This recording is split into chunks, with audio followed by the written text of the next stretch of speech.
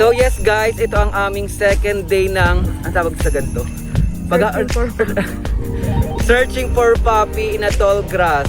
In the middle? Charot! Basta ito yung pangalawang araw ng paghahanap namin sa mga puppies na naligaw yung nanay, di ba? So may dala rin kaming food para sa kanila.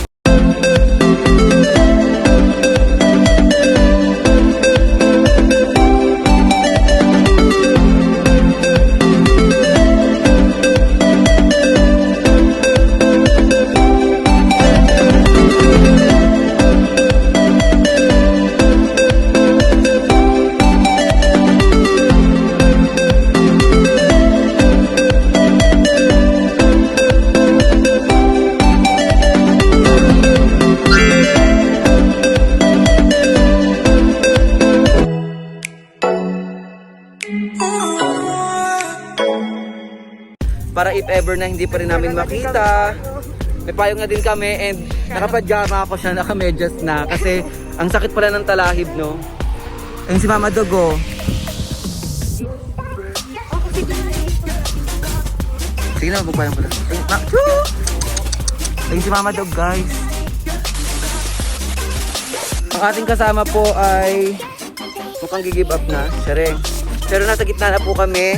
Kung sakaling mapanood niyo po itong vlog na to at mawala po kami, dito po kami huling makikita. Nasa gitna po kami ng bukid. Few inches later. So ito po yung aming nakikita. Dito po kasi siya tumakbo. And nakakatakot sobra. Para napanood ko na ito sa palabas.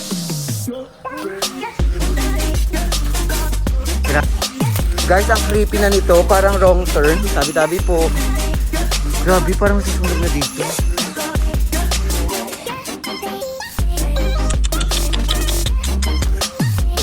Yes guys, update lang. Umabot na po kami sa pinakadulo. And sabi kasi ng mga bata, marami daw aso dito. Pero wala kami nakikita, puro basura. And nakakatakot, sobrang weird. Kasi kakanood ng horror. So na-apply ko na siya in real life. Chareng. So ito, ayan, naka-adjust na siya kasi nga sobrang kate. So dito, baka mamaya ginto na makita namin, bigla na kami yayaman. So kaya ito si Mama Dog. Ayun yung paligid natin. Tabi-tabi po. Ito yung pinagdaanan namin, no. Inikot namin buong bukid para hanapin sila sa tirik na araw. Ito yung, kung sakaling mawawala man kami guys ha, andito lang po kami sa may Kambingan, ano ba tawag dito? Kambingan Resort, ang tawag kasi dito. Hindi makakadaan dyan. Pero kasi ang iniisip din namin, baka andun sila sa, parang may sumusunod sa amin guys, or parang may nakatingin. Wala pa bang saging, Joanna? Parang makakutay saging. Pabalik na kami uli doon. Sinek na namin ang lahat ng bawat lugar. Pero babalikan namin siya kung saan namin nakuha yung isang puppy. And ang kati talaga pala ng talahib, grabe. Iba yung kati niya.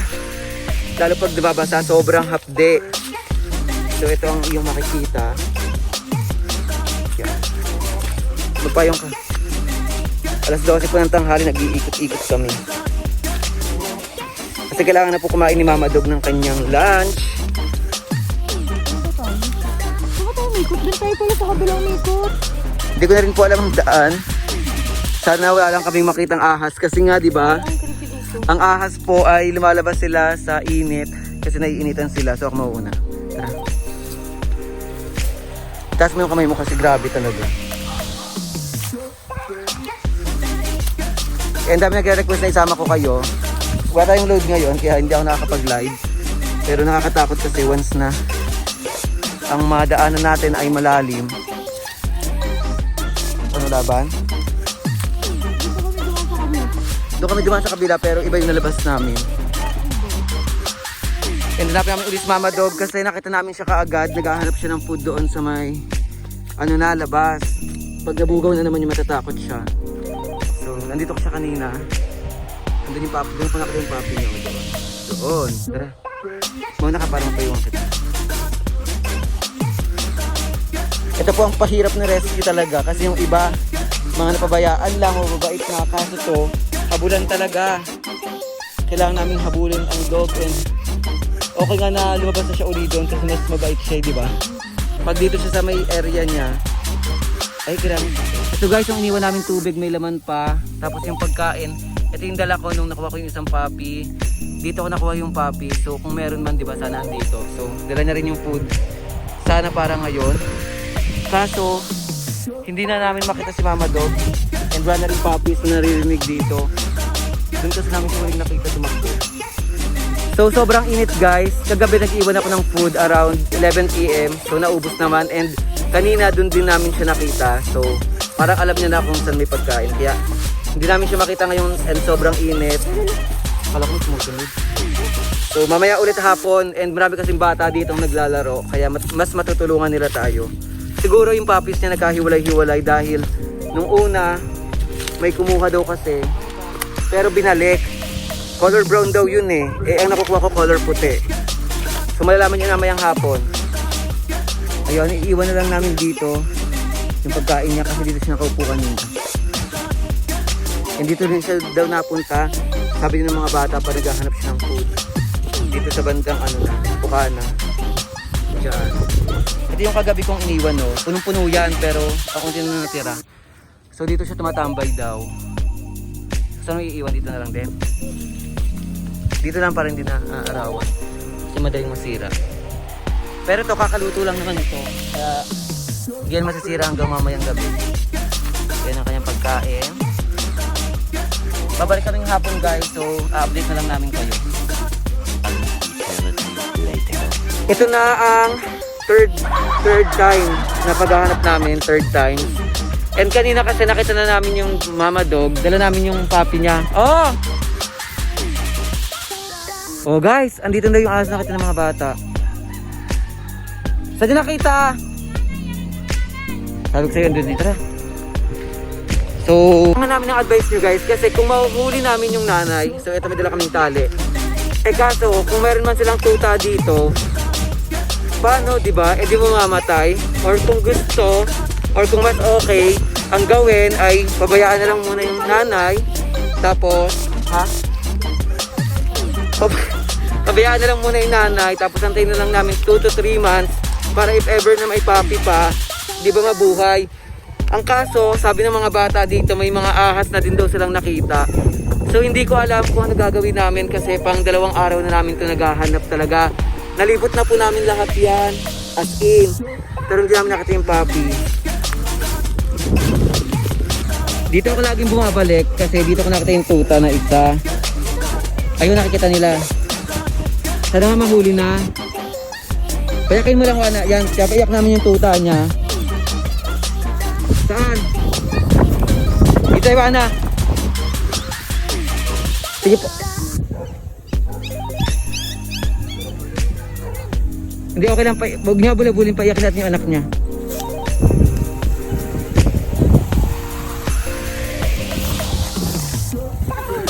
Hindi ba kayang alin dito kasi dito ko talaga nakita yung mga anak niya, baka andito pa yung 3.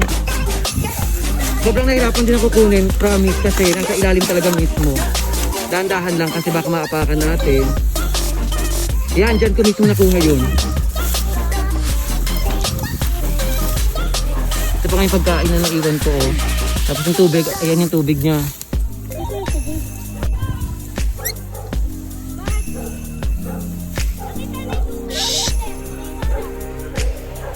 Sabi mo, kasi ito lang. Kasi mga ano siya. Pero pag nahuli namin, tulungan niyo pa rin kami ikutin itong part na to. Kasi baka hindi ko yung tatlo eh.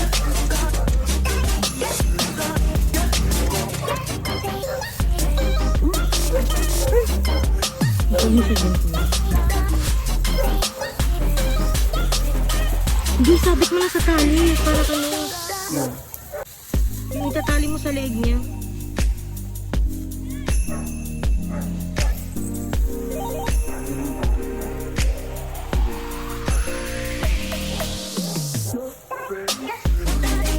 Sana pumupunta yung Mama Dog para lang matakasan kami.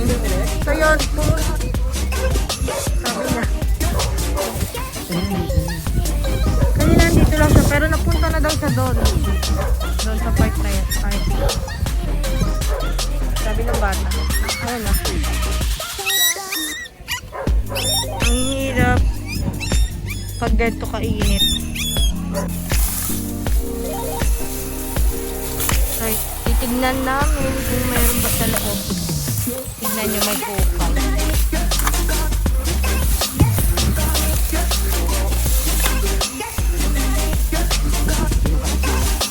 Hindi mo sakit na ano eh.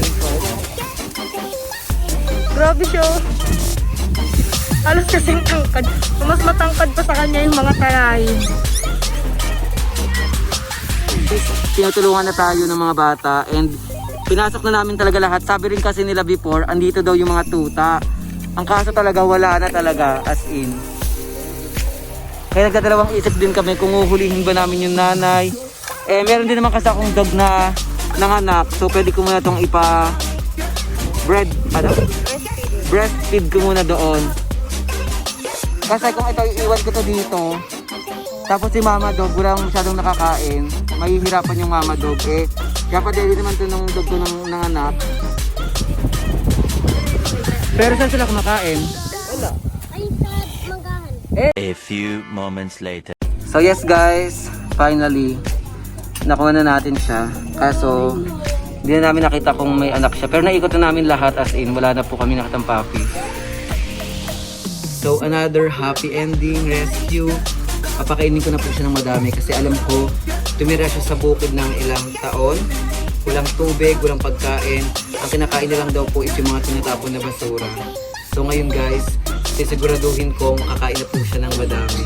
And kasama niya ang kanyang puppy. Sayang lang guys kung medyo mas napaaga sana tayo. Sana nakuha natin lahat ng puppies niya. Sana sama-sama sila. Kaso ganun talaga ang buhay. And sabi ko rin naman sa mga bata na palagi nandun sa lugar na kapag minabalitaan sila sa mga puppies niya or baka makita nila ulit, sabihin na lang nila sa akin. Kasi andito lang naman si mama doon. Kukuha lang ako ng water niya. Kailangan mo kumain mama dog kasi mawalan ka ng lakas. Oh, manok yan oh. Manok yan. Kain